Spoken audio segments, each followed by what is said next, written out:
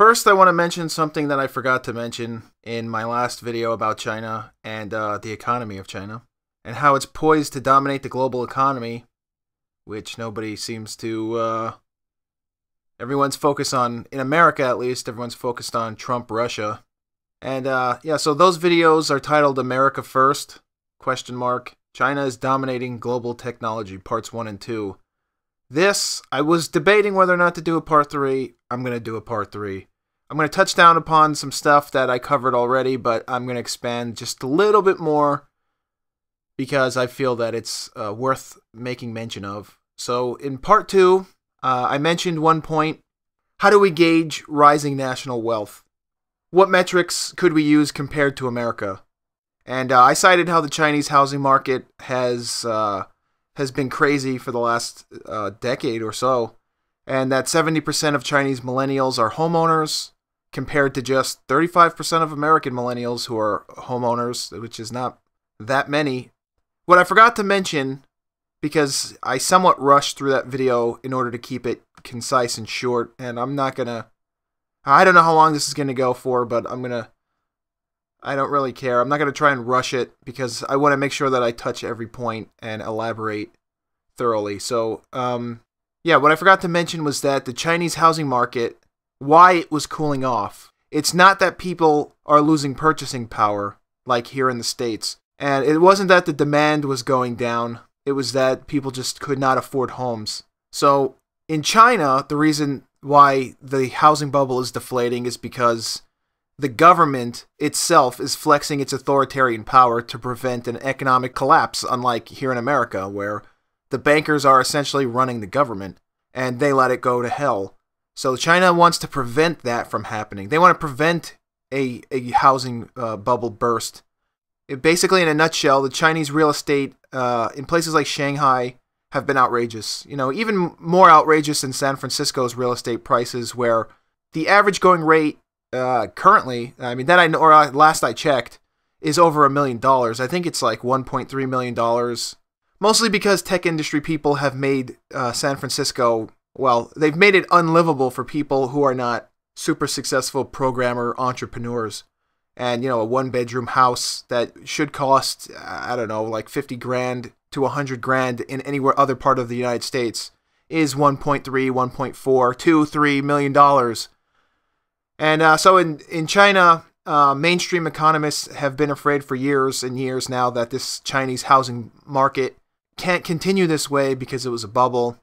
And it's going to pop, and it's going to ruin the global economy, and there's going to be ramifications that, you know, domino effect. But no, it hasn't waned at all. It hasn't waned at all. It's only starting to cool off because, as I mentioned, China's issued regulations to prevent a bubble from getting any larger and becoming unstable and bursting and causing economic mayhem.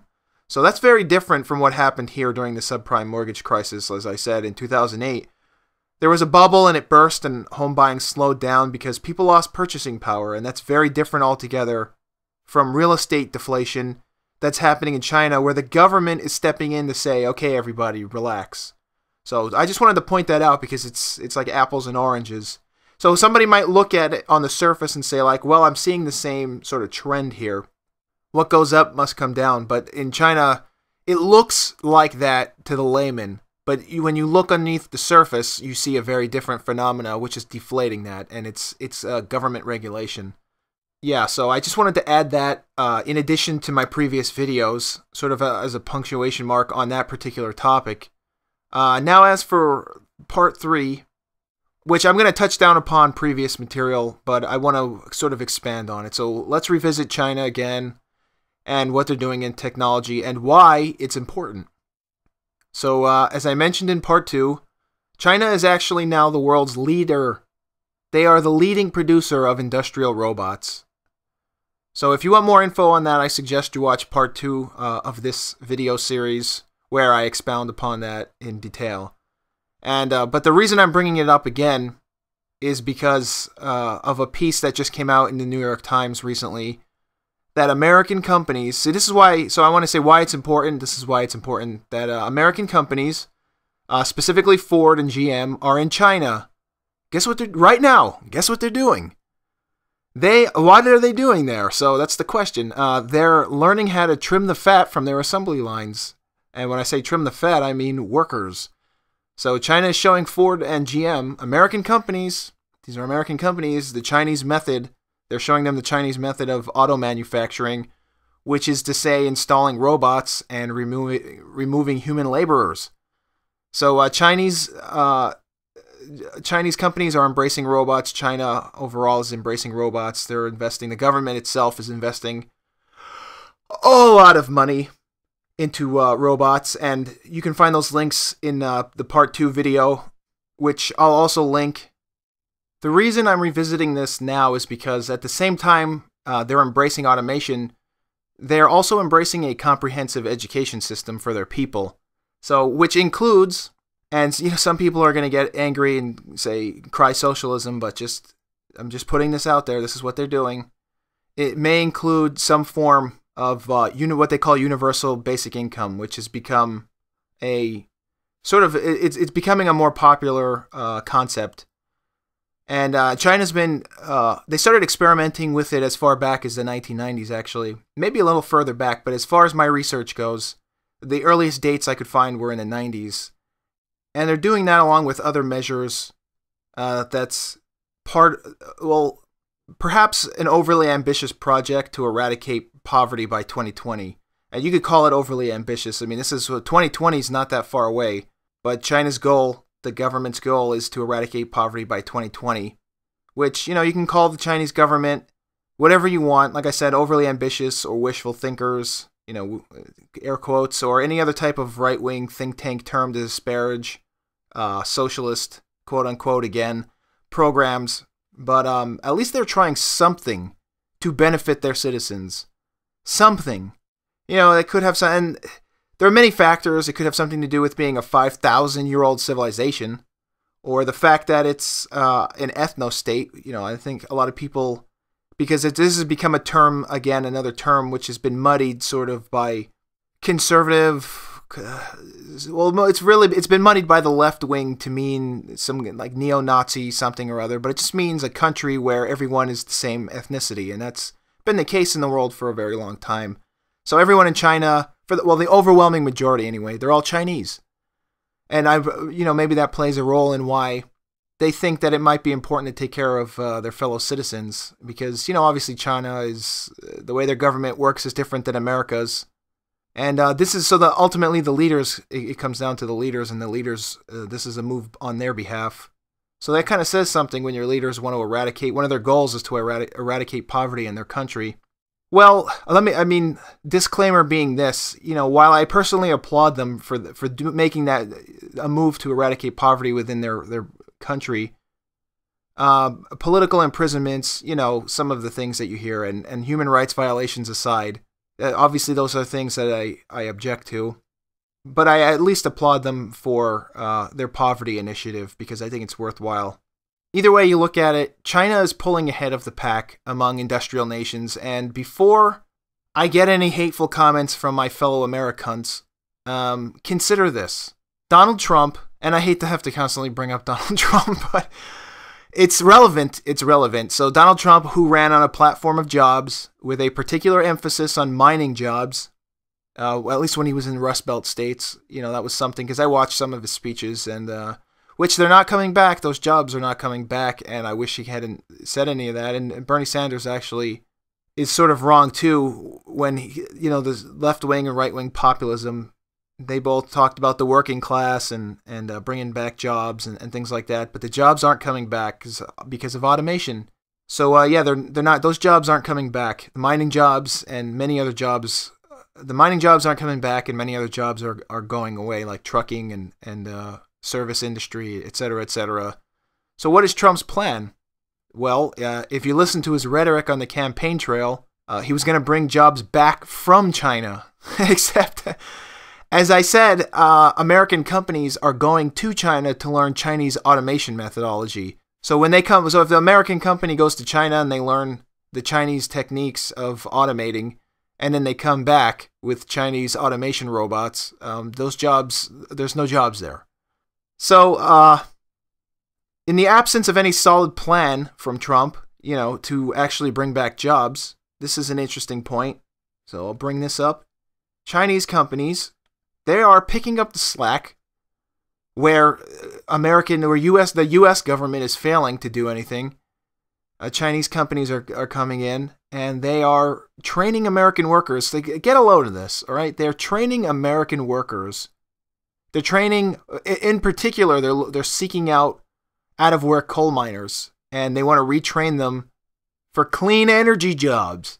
Clean energy jobs that were demonized by a certain political faction here in the United States. So it's so ironic. And so China was demonized in the same breath. He's saying he's going to bring jobs back and all this stuff. So how ironic is it that China, of all people, is moving in to the U.S.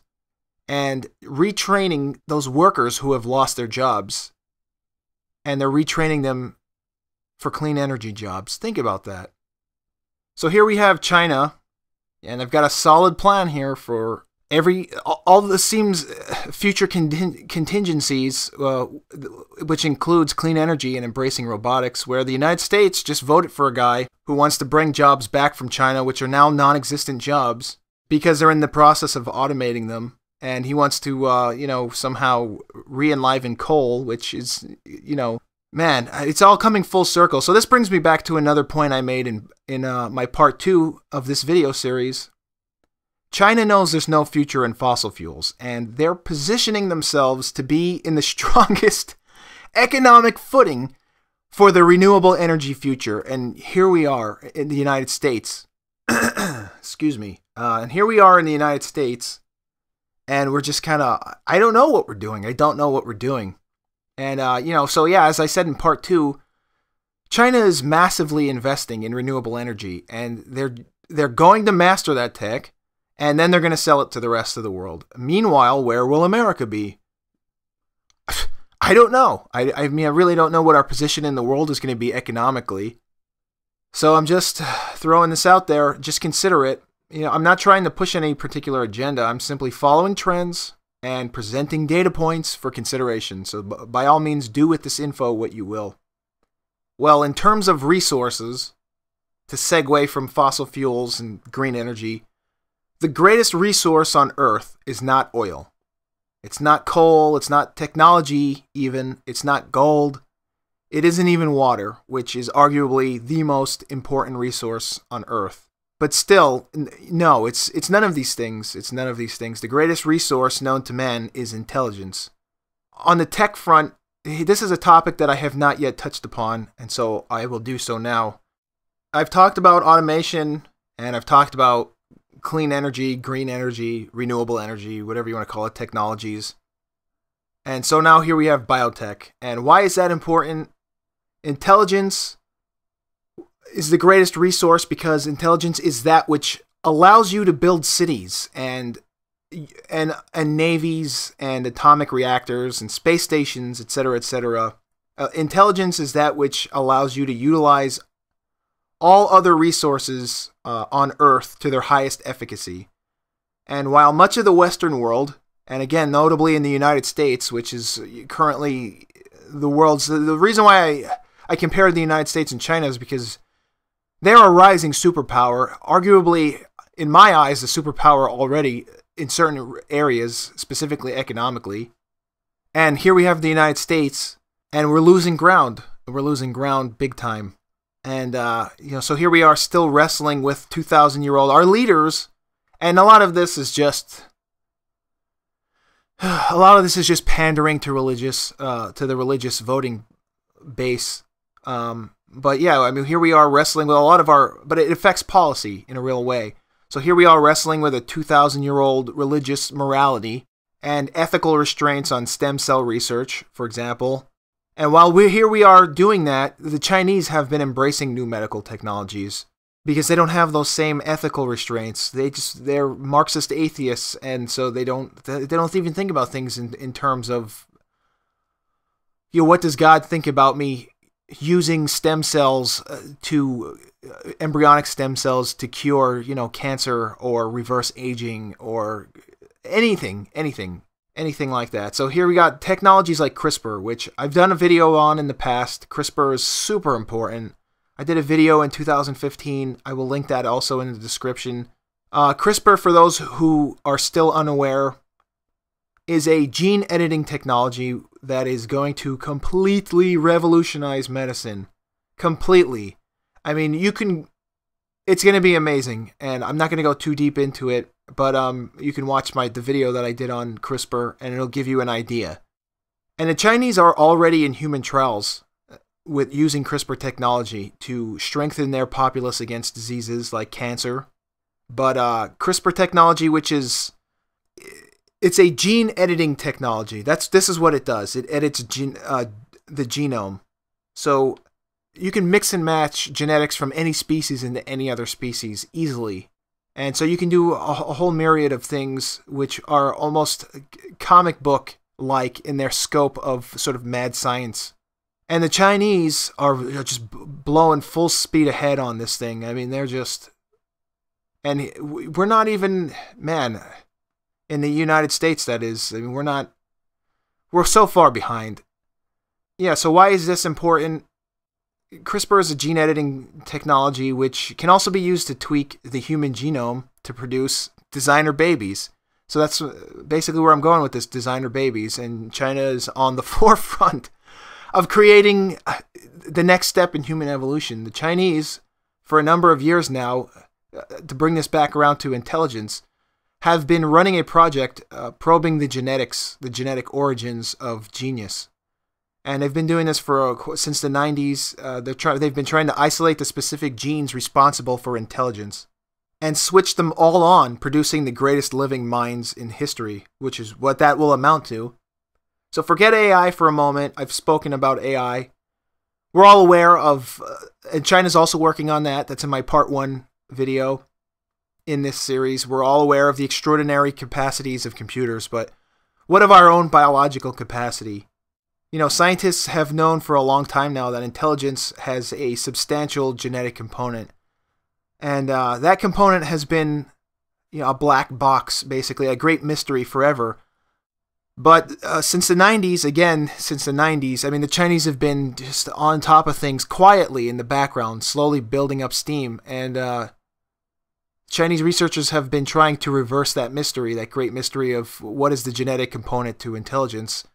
And it all sounds like science fiction, like I said. It sounds like something that Lex Luthor from DC Comics would be involved in. But no, it's very much real. It's very much real. And even if all their hard toils into the genetics of intelligence only boosts, let's say, the average Chinese child by 5 IQ points. Like, let's say the next upcoming generation, let's say they're doing it now because, I mean, if it's already in the news, we got this Nature article and we've got this Vice article and there's many other sources that I can link.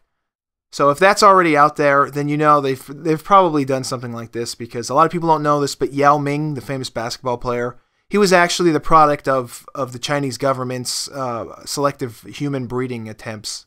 It sounds like science fiction, but that is also real. And so I guarantee, there's probably a generation of Chinese super geniuses being born or having been born in the last 5 years.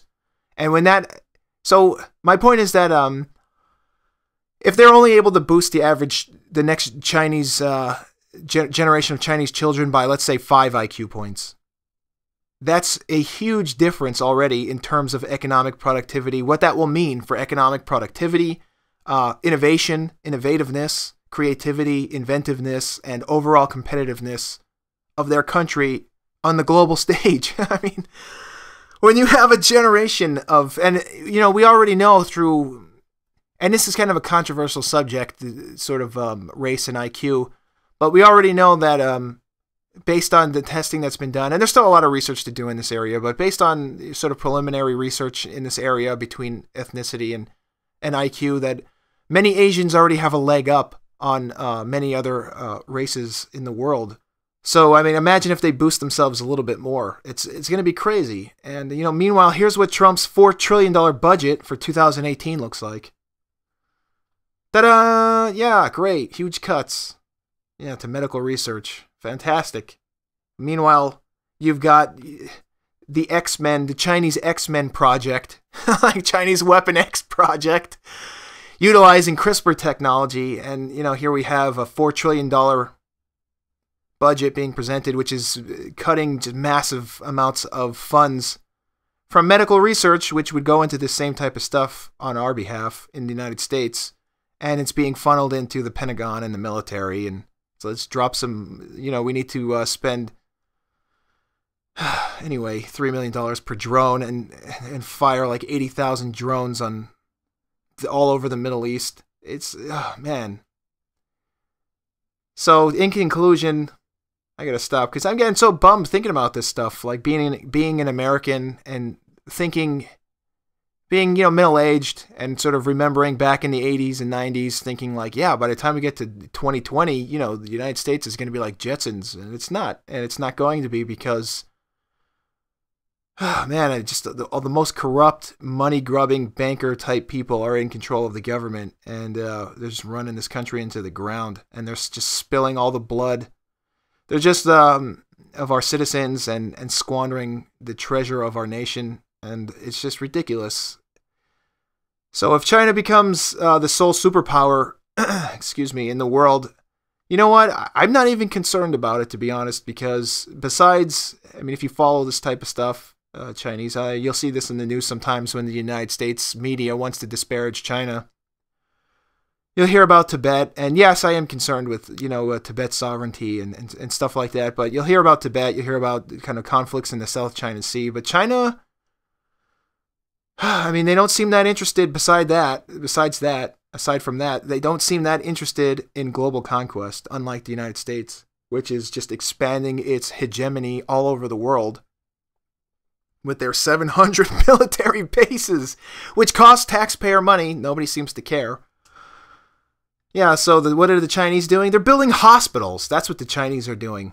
They're building hundreds of hospitals in Africa as the U.S. is just blowing everything in the world to smithereens, knocking out sovereign nations which are stable, albeit under dictatorial control. Not ideal situation, but it's stable. And then they're allowing ISIS to destroy, they're allowing a conduit by knocking out these governments. They create a power vacuum, which allows for a conduit to open up for ISIS to blow up 7,000-year-old monuments, and it's just ridiculous. It's just ridiculous. The U.S. is just carving destruction, not even just across the current world, but when you look at the destruction of some of those ancient ruins in Syria and Iraq, it's like, man, they're carving destruction throughout time, throughout human heritage. It's just really bums me out. And yeah, here you have China building hundreds of hospitals, man, in Africa, and railways in Pakistan. Meanwhile, what are we doing? We're drone striking Pakistani children. It's just absurd.